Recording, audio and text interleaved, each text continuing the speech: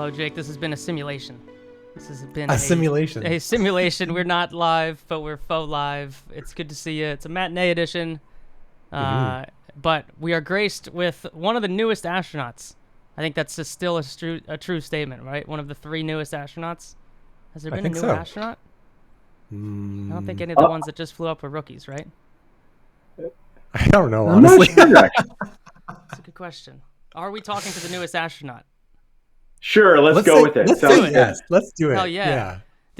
So when you were flying up, by the way, this is Kid Poteet who just flew on Polaris Dawn. You clicked on this show, so you know that. But when you were flying up, right before you got to choose your own, you're former Air Force, so maybe you chose 50 miles as your destination of space. Did you just like sink back in your chair a little bit so you were the last one to officially make it into space and slid Anna and Sarah forward a little bit?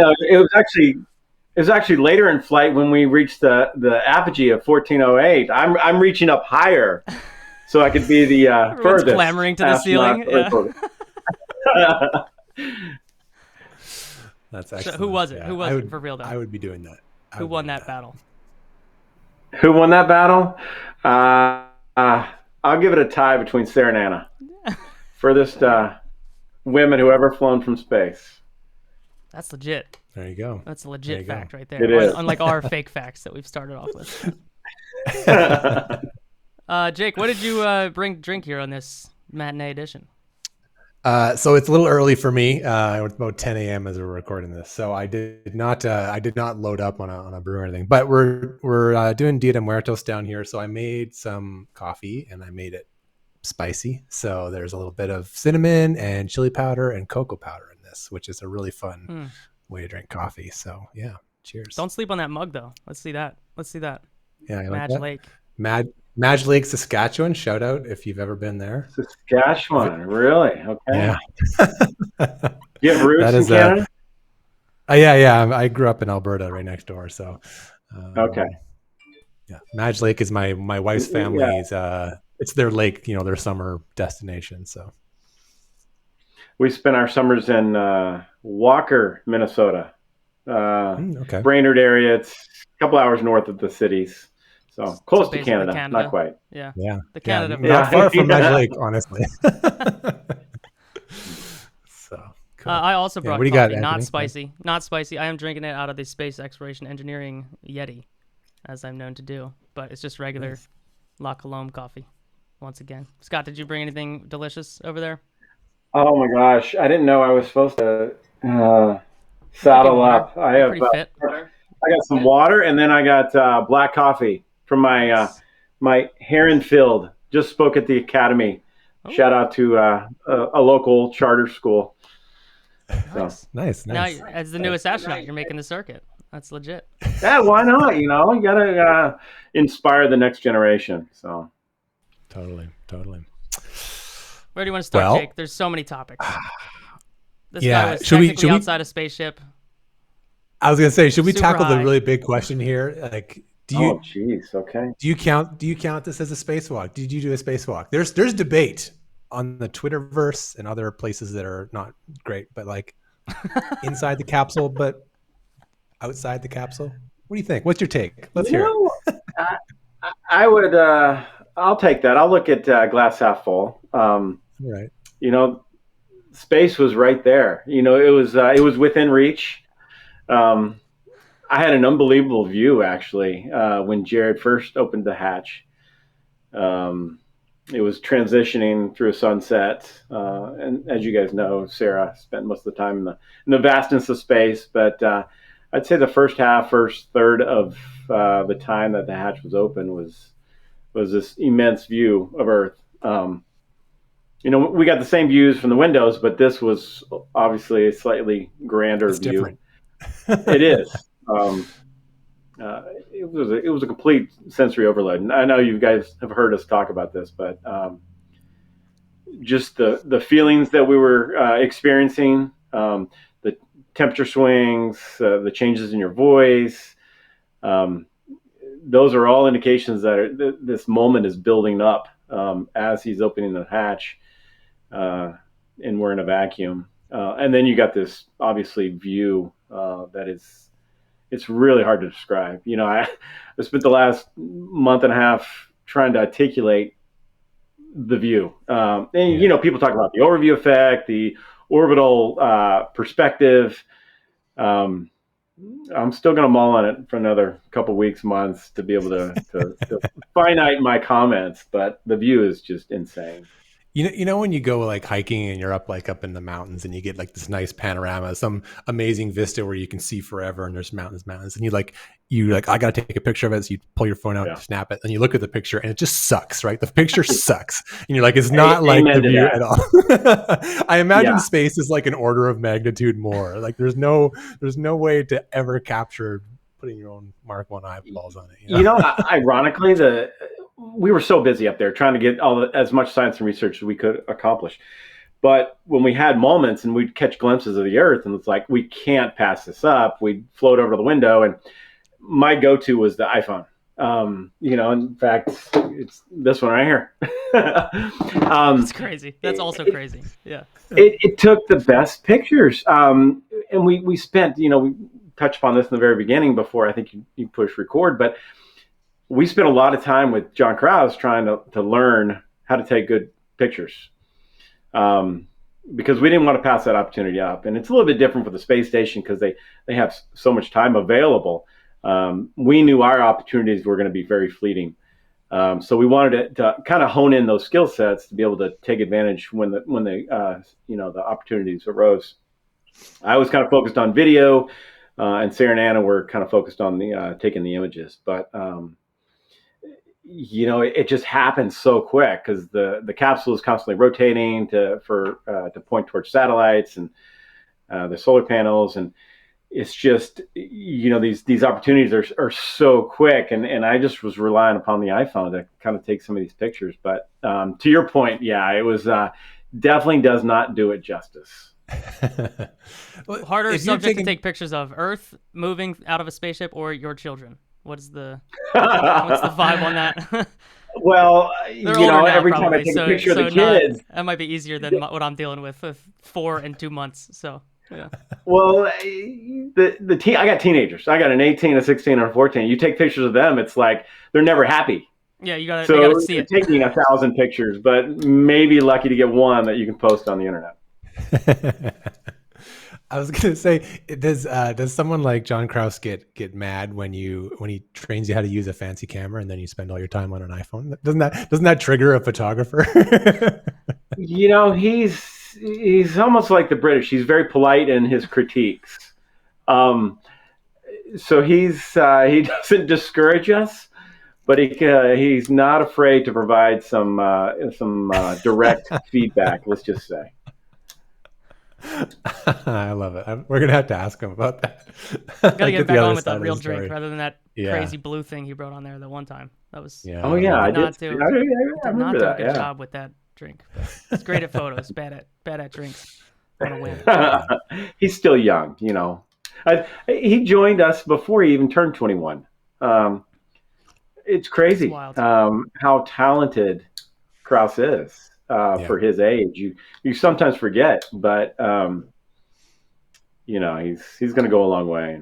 He's like an Olympic photographer. Like I watch the Olympics, I'm like, so the best you could be at this sport is when you're 17, and then the rest of your life is the downslope. Like when you can't be really good at this sport as a 47-year-old. That sucks. And he trains like an Olympian. He is not. It's like Jared. Constantly going and going and going.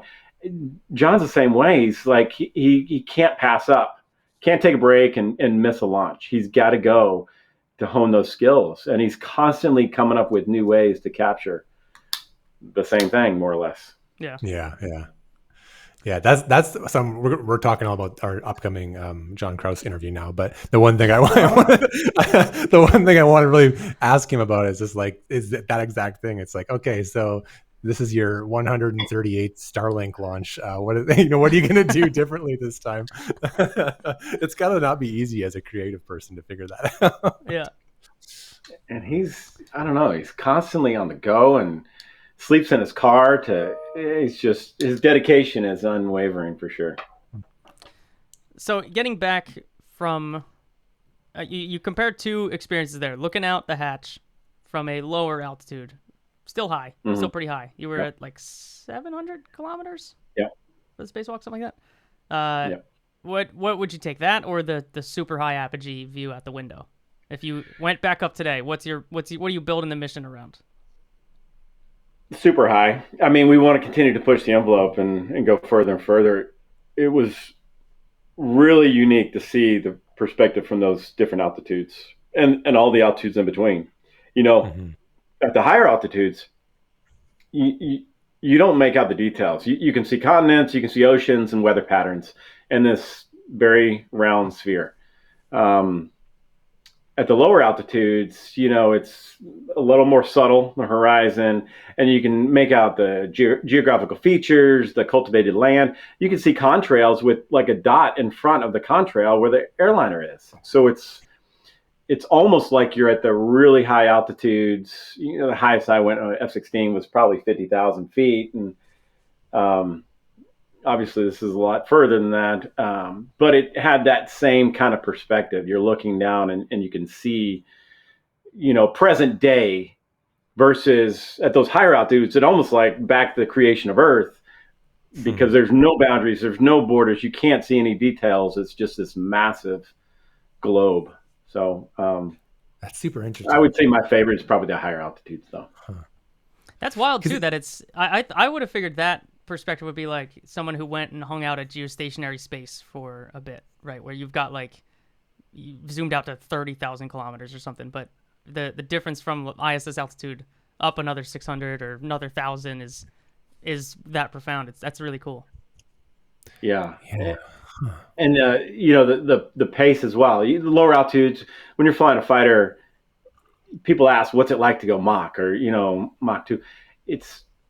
You typically do that at the higher altitudes when you don't have this ground rush, and it's other than you see a little blip on the speedometer. You don't really sense it until you get down low, going 400 miles an hour or 500 miles an hour.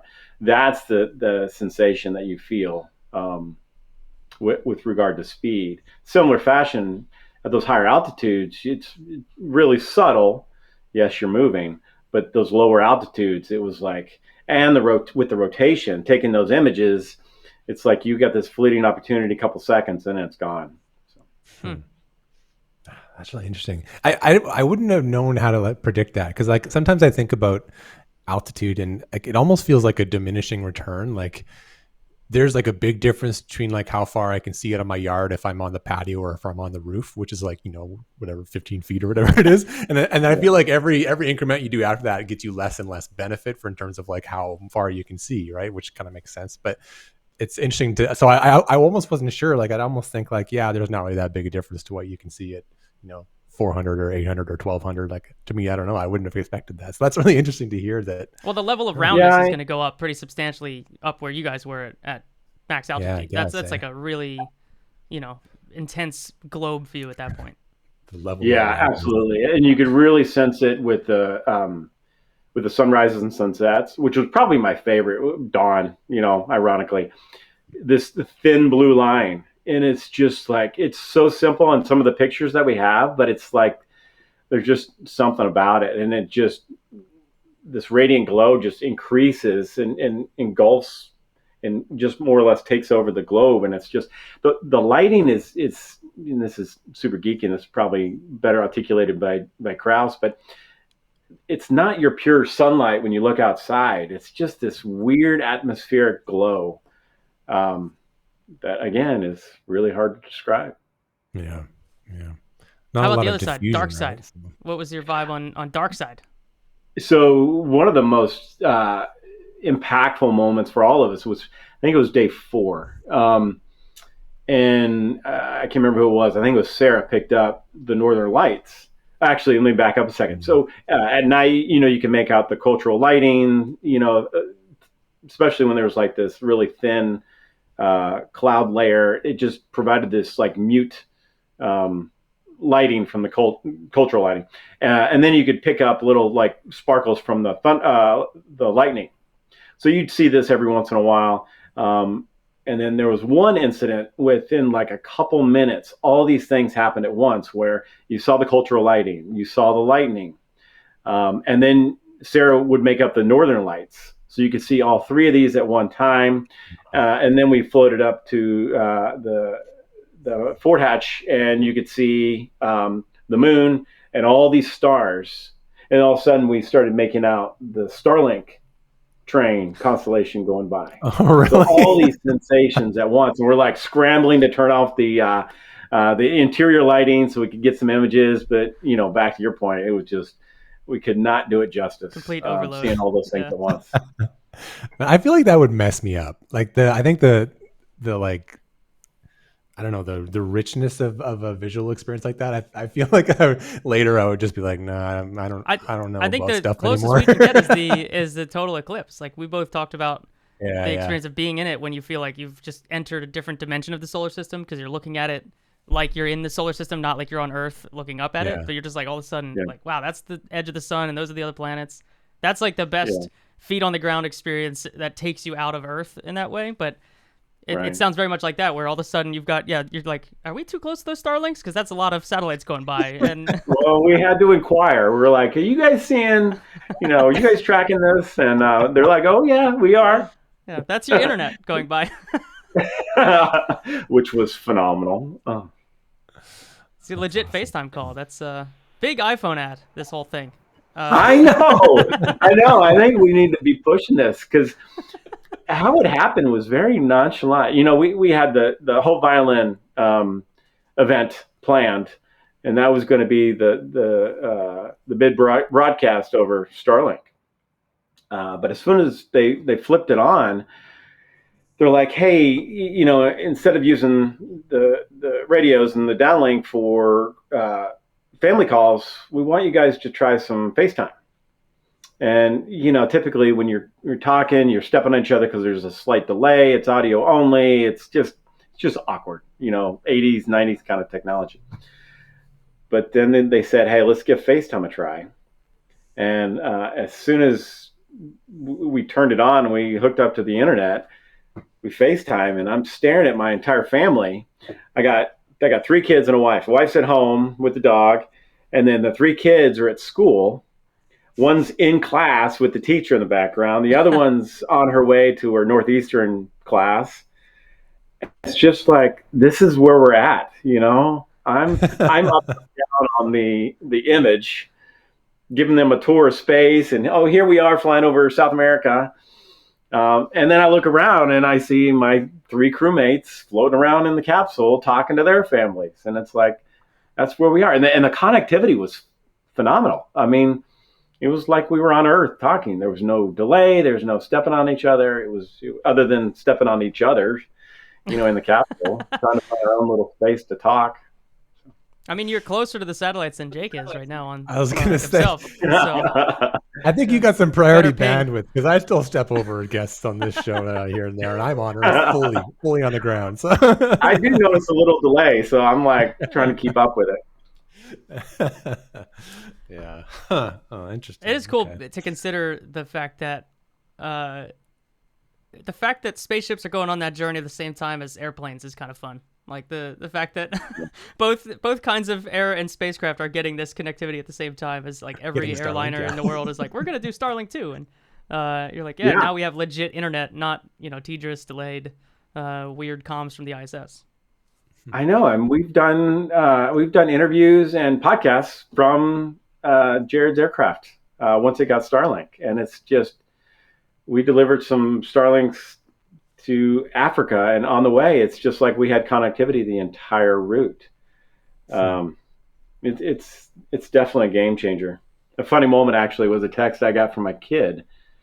We just finished the spacewalk, and Logan, my son, he's a cross-country runner, and he's like, he texts me, he goes, "Hey Dad, nice spacewalk. Can I get some Nike Vaporfly shoes?" I'm just like, okay, here we are. I am floating in space, just finished the spacewalk, and this kid's more worried about his running to tire. Closing. Yeah, just in case you thought you were special for a brief moment there. Yeah, still Dad. Check out my drip, Dad. I'm curious to That's pick really your brain on the run up to this mission as well, because especially with your role on Inspiration 4, you were mission director for that, right? And we saw you on Netflix and all that, working a lot on all of the other aspects of the mission, not being crew and all of that. Were there any like learnings from that time that changed the way that you prepared for this flight, either personally or also as a crew with Anna and Sarah, who are going through the process the first time as well? Were there things that you and Jared picked up, like, oh, we should or shouldn't do that, or we could do less of this and more of that? Obviously, EVA stuff aside, like, kind of curious, just flight preps generally, how it was different this time around. Yeah, lessons learned. From Inspiration to Polaris. Yeah. Yeah, it's the second time through that you guys are taking people that haven't been astronauts before and making new astronauts. And the first time, I feel like there were probably more unknowns in terms of, it was SpaceX is like, one of their early crew flights. So now there's tens of people that have flown on Dragon. So is the prep coming down? Is it getting to be the case where, like, you could throw one of us in there and not worry too much? Or do you still feel like there's an element of that prep that's really, intensely necessary? Yeah, that's a good point. We did it right with Inspiration 4. In the fact that, and going into that, we didn't know what we were doing on the Inspiration 4 side. It was like, we're making this up as we go along, and we had the vision, Jared, based on Jared's conversation with SpaceX, and the ultimate goal is to prove that anyone could go to space. And that we are fairly limited on our time structure. We had 6 months to make this all happen. So we built the mission profile, was designed based on that in mind, and the fact that we didn't know who the crew was going to be, with the selection of, and it was very important that we partnered with St. Jude to continue to benefit life here back on Earth. So those were kind of the milestone, or the pillars, if you will, that we weren't going to deviate from. Otherwise, it was like, okay, what are the necessary skill sets that we need to build out to make this team cohesive, as well as safe, and prepared for what they were going to experience. And that was kind of the framework for Inspiration 4. It was successful in my mind, and then we quickly transitioned into preparing for Polaris, and so all those lessons learned were fairly fresh, and there is some basic concepts that Jared implemented, that we built upon, or just rinse and repeat for preparation for our mission. But what was unique about us was, it was developmental test. We're going to do things we're going to take this to the next level, and in similar fashion what NASA did with the initial space flight, Mercury and Apollo, going to the moon. In between there, you got Gemini, that needed to solve some of those challenges. The first docking, the first spacewalk, multi-duration or multi-day missions, multi-crew. In a similar fashion, what does SpaceX need to accomplish, overcome, in order to get back to the moon and Mars? And that's why we came up with the spacewalk and spacesuit development. So that was the big focus. And it's like, okay, we've got a very experienced crew, meaning the backgrounds. You got Sarah and Anna, and then operational test experience in the military, flying F-16s, and then Jared, obviously a proven astronaut with his aviation background. We had a pretty good foundation to start from, but we wanted to take some of those concepts, the training practices that we did in Inspiration 4. We didn't necessarily know the timeline was going to end up being 2.5 years. In hindsight, I can't imagine any of you were shocked by that. No, it was like, okay, we're going to put a flag out here for a tentative launch date, and it just kept on shifting further and further out. And we saw the writing on the wall as we began the development. But all in all, the principles more or less remain the same, but certain things were definitely enhanced. Yeah, the focus is different. It tracks very well to Inspiration 4 being Mercury in the answering, can we do this? And Gemini answering the how do we do this?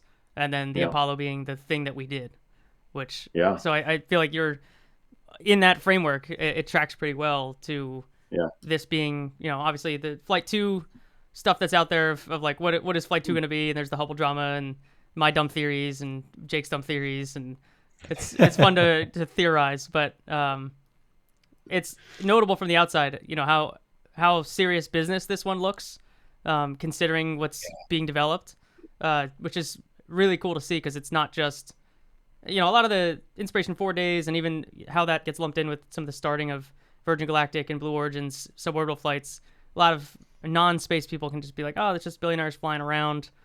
But there's definitely like a serious business tone to the things that Polaris is choosing to take on and help, usher along the development from the SpaceX side, which is pretty cool. Yeah, it was, we definitely pushed limits, scar tissue along the way. I mean, but it was all necessary to get to the point of us accomplishing these objectives. It was, we certainly weren't going to launch, and to your point, we knew delays were going to happen, and they were definitely necessary to ensure that it was a safe mission. Because there was a lot of critical feedback, on social media about, taking too big a bite of the elephant on this one. But we were confident in the team that was putting this entire project together. Couldn't ask for a better end result as far as the success of the mission. So. Yeah, it's cool. I think you're definitely onto it there, Anthony. Like it's really easy to dismiss a lot of this stuff as like just kind of like frivolous, like, pleasure cruises, I guess you can almost say that. So it's nice. I mean, Inspiration 4 did this too, right? They had such a great undertone of accessibility and supporting St. Jude and stuff. And then this one, like you said, is there's like hard work being done on this one. So that was pretty cool. I agree. Yeah. I even think, though, that Inspiration 4 stuff was, even if it was Jared and 3 other billionaire buddies, it's still a dumb take, because I'm like, it's the first one. Like, I think there's definitely a legitimate question of like, can we do the whole normal person in space thing? Is a legit question. However much money they have in their pocket is completely separate from that. If this is the 400th space flight that Dragon has ever done, then sure, like, pile on the criticism. But I'm like, it's the first one. That's a thing, So I will. That's I will only stand important. that. Only important to us, though. I know, but whatever. So all this stuff is right. Like, we're the space nerds, but that's my point. Is that, like, I will go out there and fight that fight happily. Yeah. So yeah. That's a whole other thing. A whole other thing. Yeah. I want to ask about, like, I don't know how technical you can get with some of the stuff, but I have like 100 questions about the spacesuit, and I know that some of it is going to be just, ask SpaceX kind of stuff. But I'm just kind of curious about your experience with it. Like, this is obviously SpaceX's first EVA style suit, and so there's changes you have to make to that. I know when we were watching, like some people were like, it's a spacewalk, and I'm just kind of like, how well do his joints move? I want to know if it was like, if it's working out well. I've got thermal questions, like all this kind of stuff like that I'm asking myself. So I'm just kind of curious to hear maybe off the top, like, after just criticizing me for that's the thing that we care about. Go on, Jake. let's go deeper. Yeah, I want to know how you felt. Yeah, I'll probably skip the beeps and squeaks and the numbers and all that, probably because I don't know them or I'm not allowed to talk about them. Yeah. But as far as my experience with it, when we first started out, it was an IVA suit with some modifications to it. Mm-hmm. And Jared highlights this quite a bit in interviews. It's like we would provide feedback at the end of a week, training week, and then we come back on Monday morning, and they spent the weekend making certain modifications, adapting some new innovative technology into a joint to try different types of technology to see what's better. So they were relentless in their efforts to make improvements. It wasn't a matter of settlement at any point. And obviously the biggest focus was spent on the joints, some of the avionics technology, as well as the thermal layers. As far as my experience on orbit, it far exceeded expectations. One of the concerns they consistently had for us is like, okay, where's your hot spots? Where is the suit irritating when it's unpressurized, when it's pressurized, based on the durations we're expected to spend in these suits. Typical, it's like I had the base of the thumb was an irritant hotspot, and then the back of the neck for me specifically, when you talk about biometrics. But up there, zero. No issues whatsoever. And I think that is attributed to, being a 1G versus 0G. I was going to say, is that the 0G or did they fix it? Yeah. Well, it was both. Fixed in production. Eric Krause, he's one of the techs. Works he was on my like machine relentless. Is how that works. Jake. What's that? It works on my machine is a very common software excuse, and it just turns out the SpaceX machine is just in goddamn space. It totally works. But he was Eric, one of the techs. He was relentless on trying to make improvements based on comfort, and he was always tinkering, coming up with something new to enhance or improve or streamline the suit. So the comfort level was better than expected. As far as thermal was concerned, one of the big concerns is the heat, getting too hot in the suit. I actually was getting too cold. That had a little to do with the body function of a 50-year-old man having to pee every 30 minutes. So the opposite of our Olympic conversation. It turns out old men, great at space. I was borderline hypothermic because I was so cold. Because I had this additional secondary flow, which was good for coolant. But that was my issue. Everyone else was super comfortable. And then the heads-up display. It provided, the data we needed to be able to execute our mission with the pressure of the suit, relative humidity, temperature, time, all the information that was critical to make us confident that the suit was working properly in the vacuum. So. Yeah. Did that feel as Iron Man as it sounds? Yeah. It's being a fighter pilot and wearing. You probably wore all the original versions of that, so yeah. Yeah, I mean, let's just say these are early developmental Not stages. Not the best one that you've technology. used, I suppose. Yeah. Always wanting something more. And in fact, we were there the other day for a debrief, and they're asking, okay, what else would you want to add? And I'm like, just keep adding. It's information overload. If I can, have it your way, be able to select, deselect information, the more intel you can get, the better. Is it the F-35 that has the helmet that allows you to see through the plane entirely? Yep. I think maybe that would be good up in space. That would be. I missed that by about 5 years of my career. Yeah. It's probably more expensive than the entire Polaris Dawn program, but it would probably be good in space. That's for sure. I was thinking recently about those. Is it the Apache helicopters that have the helmet with the one eye is covered with some information, and there's I think I've read that there are certain people that just can't do it because you have to kind of look at two things at the same time because you've got it's a different depth of field and there's information like this and you train to learn how to use the helmet, and there's just some people just don't have whatever biology you need to just figure that out, and they're just you can't be an Apache pilot or whatever it is. So yeah, it's definitely something that they have a monocle and they have them for fighter jets as well. Scorpion is what our enemies use. We have what's called JHEMICs.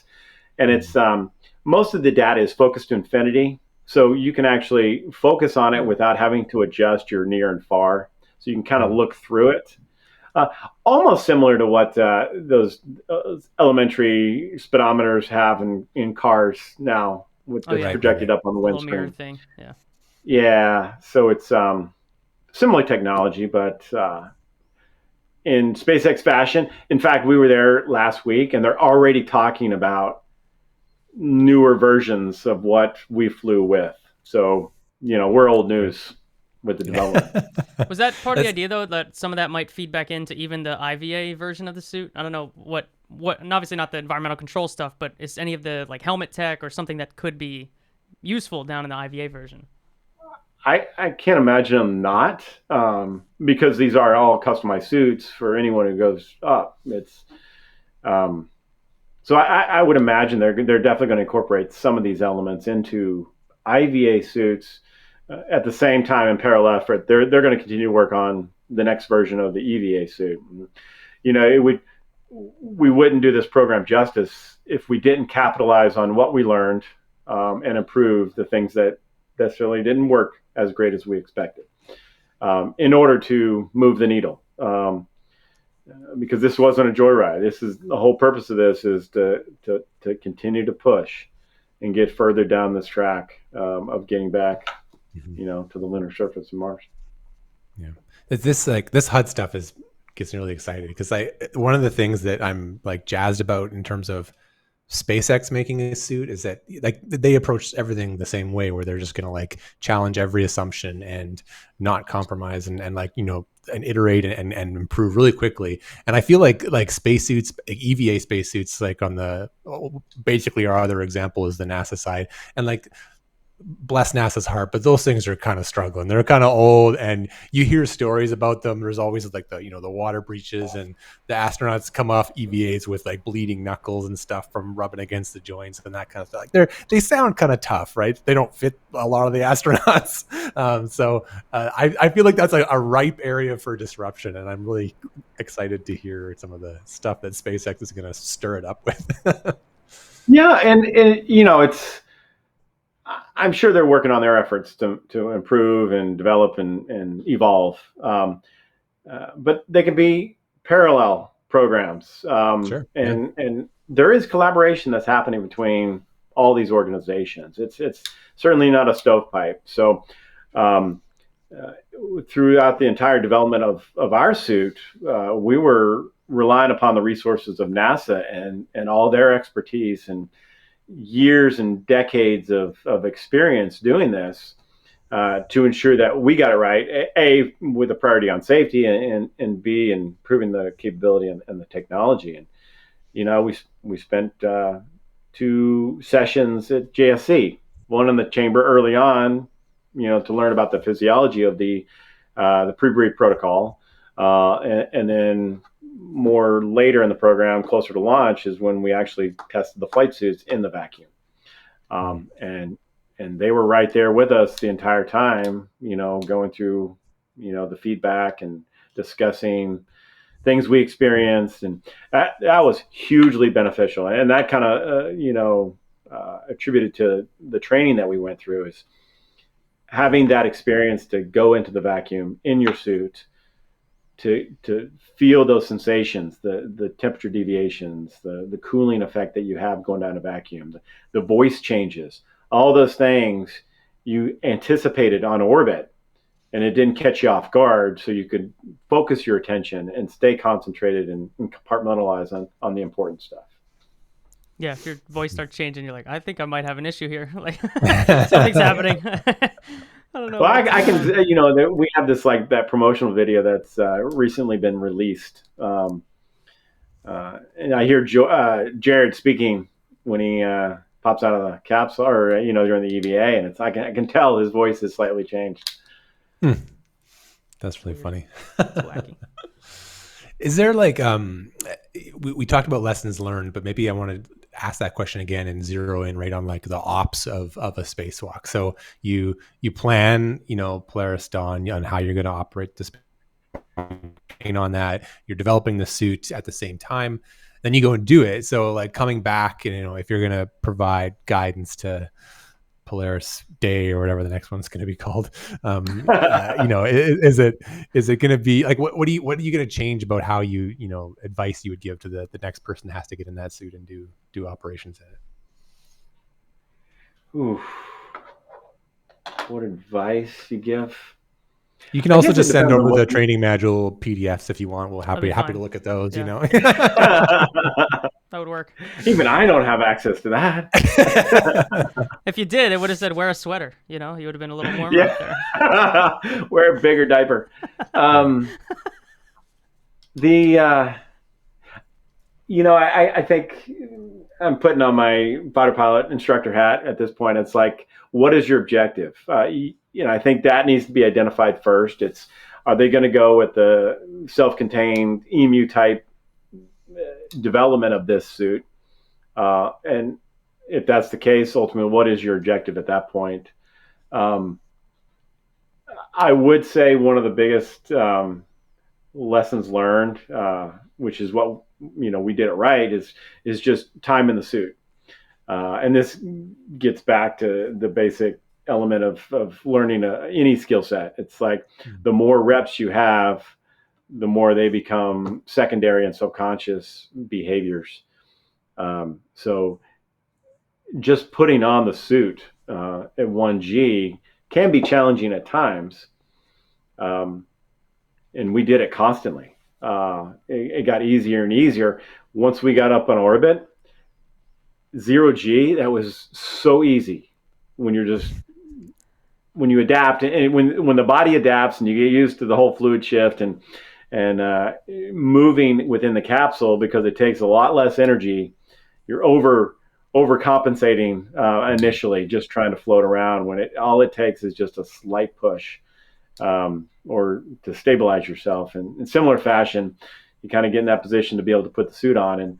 And what we had planned for volume requirements to don and doff the suit, more or less, you cut it in half. Typically, right there in front of the suits by the side hatch is where we would don and doff the suit. It got to a point where, even after the EVA, I was in the outboard suit way up in the corner, and I was just waiting, for the girls to doff their suits. I'm like, I'm just going to try right here. And in 0G and the way the suit is designed, it took me 2 minutes to get the suit off.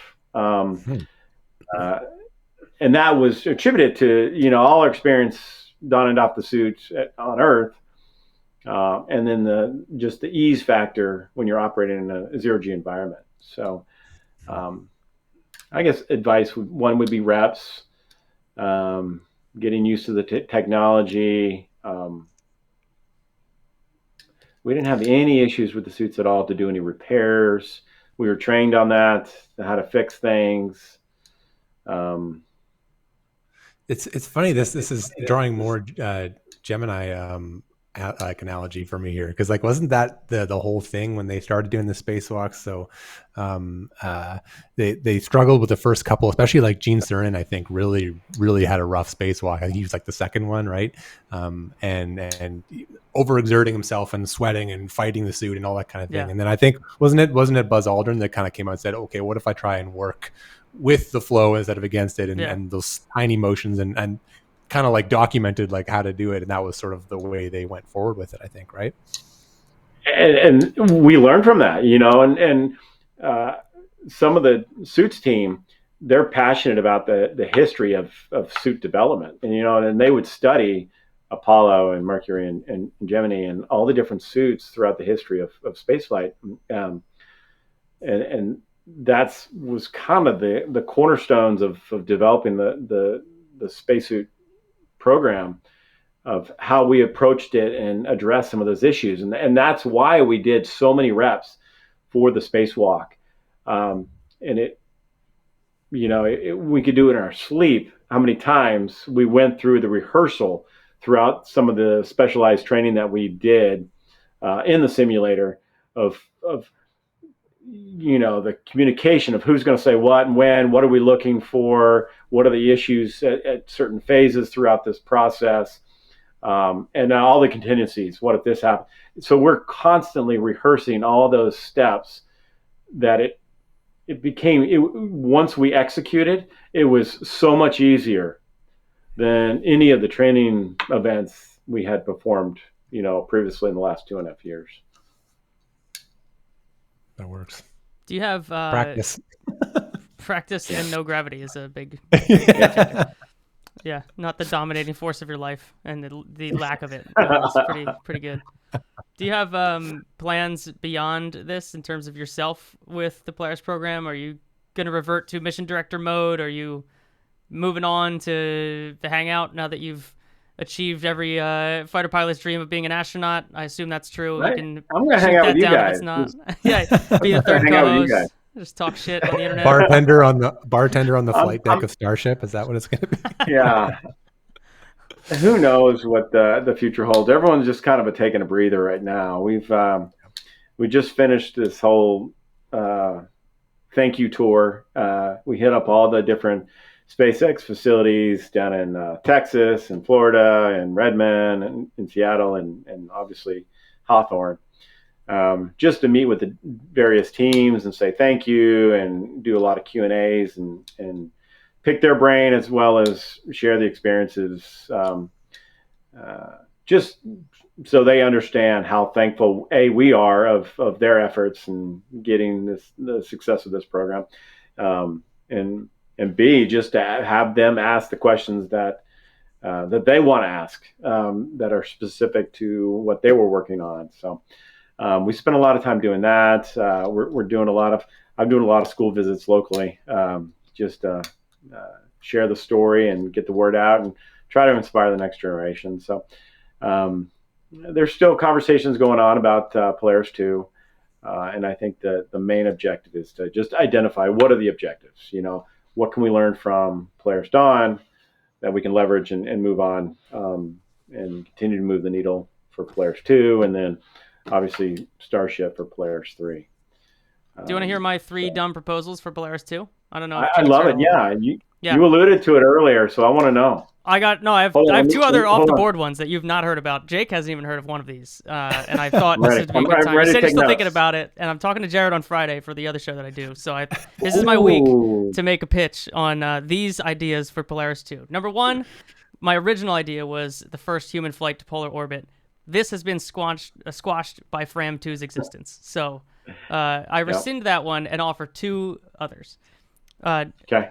Jared untethered spacewalk. So this is the Bruce McCandless version of a spacewalk where he flies away in a little jetpack, gets disturbingly far from the spacecraft, and flies back. That's number 1. A little bit further, though. He's got to go a little further. McCandless, 100%. Just a little. Yeah, who's a badass, and I think was one of the flight controllers in the Apollo era, right? Yeah, I think so. Yeah, a little bit further though. Like that's not nothing. Like you got to look that up. He went far. Like he went, like you said, disturbingly far. It was like, okay, maybe I feel like we've accomplished the test. He's like, no, I'm going to keep going a little bit further. And you're like, you're getting really small. I can't quite see you. That's my main pitch. Yeah. Second one is, y'all aren't apparently allowed to fly to Hubble. So I think you should do the next best thing and send John Krause up with a really fucking huge camera lens. That's my replace the Hubble with John Krause is my second offer. Maybe we send Krause out one vector and then Jared out another and get this. It's like a tether experiment. Yes. What if we riff on the Gemini idea and we do like Dragon orbiting laboratory with like an extra module on the bottom? Ooh, and then in there we do like the 1970s idea of like, what if we put people in space to do like spy satellite stuff, and we install like a giant telescope in the pointing down at Earth, and then John Krause can take pictures of. I think kids got some contacts that probably worked in that program, so that was an Air Force thing. So that'll read well in the headlines. Billionaire makes spy satellite out of Elon Musk's spacecraft. That'll do great in the late 2020s. Yes. Oh, wow. Yeah, you're onto something with the untethered. That definitely would move the needle. I mean, the only other thing you got to work on is boots. You got to do untethered, and then you got to do boots. And I don't know if there's any other rocky surface that you would get to on the flight too. That's more of a post Starship. That's a. I mean, send up Polaris a Starship. Dock to a Starship. That'd be good. Oh yeah. Oh shit.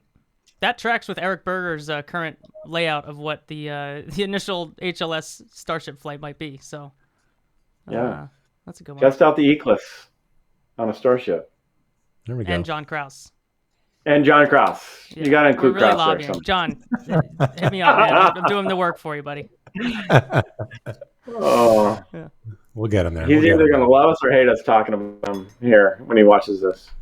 We'll slot him on the schedule, and we'll hash this out on what he would do on an untethered spacewalk with a giant lens. So wait, I made an oblique reference to this, but I'm curious if, as you made your way to being a fighter pilot, did you have astronaut on your wish list, or was this a little off of what you expected? You know what? I made a bucket list when I was like a preteen. I got to dig it up and see if, because my wife asked me the other day if it was on there. Honestly, though, I grew up in the 80s. You know, the original Top Gun came out. The double VHS Right Stuff was released in the mid 80s. Those were absolutely my inspiration to pursue fighter pilot. I was a terrible student, C's and D's, straight up. The only reason why I went to college was because I was recruited to run cross country and track. So I got into college, went to University of New Hampshire, failing miserable as a student. Got involved with the academic program called outdoor education. So I figured, okay, I can't, I'm not good in the classroom. Here, let's take the class out in the woods. So it was a lot of scuba diving, rock climbing, winter mountaineering. My wife went to Hopkins and knew a lot of the lacrosse players there. She was a lacrosse player, but on the men's side, some of them not the smartest, great lacrosse players would take a class called Rocks for Jocks, and I'm pretty sure that's what you took. Pretty sure you were a Rocks for Jocks guy. But it was an entire academic program. My degree is in outdoor education, which actually, you know, fast forward, 30-something years, what we did to train for space, climb Cotopaxi, Rainier, flying fighter. So there's a lot of this experiential learning we did training for space that I did back then. Anyways, back to the point. And on top of not being a good, you know, this is the shuttle era. When the selection to be an astronaut was, you got to have this aeronautical engineering and physics and whatever. So I knew it was not in my cards. And on top of that, I was intensely affected by motion sickness and a fear of heights. But on a whim, I decided, hey, let's go in the back of this KC-135. I was invited to go check it out at the local guard base. Puked the entire flight in the back as a freshman in college. But I got 2 minutes up in the boom, or back in the boom, to watch F-16s pull up and get refueled and peel off. And I was already inspired by like Tom Cruise and Top Gun. And here's this, you know, F-16 that, hey, all I got to do is do this ROTC program, and I could be a fighter pilot. I got to overcome a lot of things, got to get smarter and get past my motion sickness and my fear of heights. But Euclid, yeah. Yeah, I was sold on that. People commonly associate with being in the Air Force, by the way, was like, you're like really smart guys who don't get motion sick. Great. And you're like, oh, I can do that. I can solve all this in one go. Maybe I'm not selling it well right now, but that was my catalyst. That was my spark. Never dreamed space was an option. So I did 20 years as a fighter pilot, retired. I thought I was going to retire. But I got hooked up with Jared and some of his endeavors with Draken and Shift 4 and all that. Certainly unpredictable. Even when we started Inspiration 4, it was like I had initial thoughts in the beginning, like, oh my gosh, he's going to space. Maybe I'll get my chance. And it was quickly squashed with, no, this is bigger than taking your fishing buddies to space. This is about, you know, doing something significant with, you know, the program that we came up with. But I was sold on his vision. You know, I was a big believer in what he was trying to accomplish and what SpaceX was doing. I'm like, I'm gonna contribute as much as I possibly can. And so I became a director. I wouldn't call it mission director. Everyone labels it as mission director. What they do at SpaceX is a totally different ballgame. I was getting coffee. I was coordinating logistics, trying to get them to their training, anything and everything the crew needed. I was trying to help out with. So it wasn't until that fateful day, you know, a couple weeks prior to Inspiration 4 launch, is when I had that conversation with Jared about Polaris. Wow. That's pretty awesome. Before the Inspiration 4 launch. Yeah. It was right around there. Okay. Yeah, we were Just so you leaning could forward. watch it with a different perspective, eh? Yeah, it's slightly different. See, if I was Jared, I would have told you a lot sooner so that when you were doing all the training and everything, you would have had your head more in the game. That's how I would have run that's how I would I have run the know. show. I had a little bit of regret beginning our training. I'm like, man, I should have listened to all that academics. I was too busy like coordinating lunches and all the little nitnoid stuff. There you were once again, behind on your tests. you were right back in it. Well, seriously, this experience, and people ask me what was the most challenging thing, and like the easiest was flying the fighter jets. The hardest though was keeping up with those three. They're brilliant minds. Their intellect level is already off the charts. Now we're in a subject that they are experts in, and I'm here I am just trying to keep up. And like, do you ever fly a plane 4 feet away from another plane? Because that's pretty hard. That's like, which it is. And they're like, yeah, that's really hard. Man. That's harder than anything else I do. Like, that's impossible. That's a hand-eye coordination thing. That's like didn't look it from the beach where I was watching.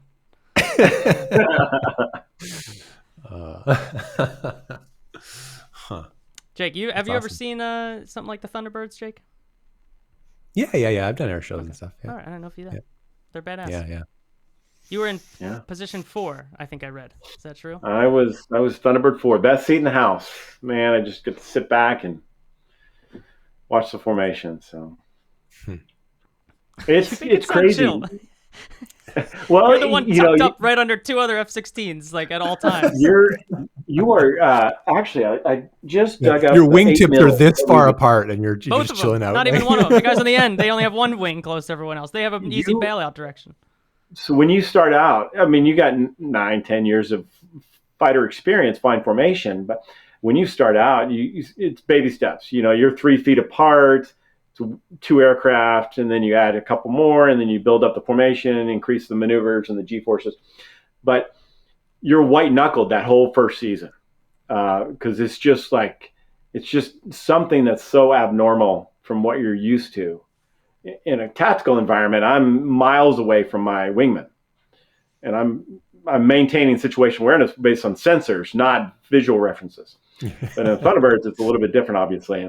And you work that 3 feet down to sometimes 18 inches, and you're traveling 450 knots, and you're pulling 4.5 to 5 Gs, and you're pretty close to the ground. But by the second season, you're there smoking a Lucky, looking around, thinking about what you're going to have for lunch. But it's all just gets back to that rehearsal. We do it so much that it becomes second nature. And you have this different level of comfort. And that's what we experienced on orbit as well. It's just, were there moments of fear at all? And it's just like, no, because we rehearsed all of those things so much. The real-time simulator, doing the launch profile, the entire phase, everything. There's no fast forward or let's speed through this. It's like you go through the entire sequence. Yeah. Other than that sensation of rumbling and G-forces that you don't have in the simulator, it's pretty darn close to it, and they get you prepared for that, just like you did in the Thunderbirds. Man. Nailed it. That's awesome. What a good ending. You crushed it. Let's go fly! I was going to say, is there anything you would point people to? You mentioned the video with the promo video that came out, I guess like the mission wrap-up, and anything else you would point people to if they somehow missed the flight and they want to like partake? I don't know if is there a Netflix thing happening this time? Man, you should go to the Miko podcast and watch. We are working on the documentary. I don't know if they're going to release it as a single or if they're going to wait for mission 2 and 3 to kind of throw it all together. They got the entire coverage for the last 2.5 years. So who knows when that will be released. I haven't even watched the web stream or live cast, whatever it is, live stream. I don't know, from the launch. So maybe the next time I jump on the bike and watch that. Definitely a good one. Yeah, Yeah. good stream. Right. Well, thanks so much for hanging out. It's always fun talking, and I mean, you've got 8,000 stories. I feel like we barely scratched the surface on, but having you far enough away from the launch that you've kind of like let some of this sink in, I think is a really fun time to hear stories. So we appreciate it for sure. Yeah. Absolutely. Thanks for having me on, guys. Yeah. No. To next week, Jake. I don't know if anyone heard. I've certainly heard, based on the 18 mailers I get in my mailbox a day in Pennsylvania. There's an election next week, Jake. Did you know that? I don't know if you knew. I've heard of this. Yeah. We randomly convinced Eric Berger to come hang out with us next week to talk about whatever the fallout. Presuming we know the fallout at that moment, we should be good. I think it'll be faster results this time. What day you? Thursday. Late Thursday. Thursday. Oh yeah, you'll know. Yeah, we should be good. So we're gonna discuss at whatever. the very worst, I'm sure you, me, and Eric can come up with 60 minutes of stuff to talk about. I'm sure we'll fill 60 minutes of content based on everything going on in the world of space at the moment. So that should be fun. But yeah. That's all we got, folks. Awesome. All right. See you later. Bye, everybody. Thanks so much. Bye.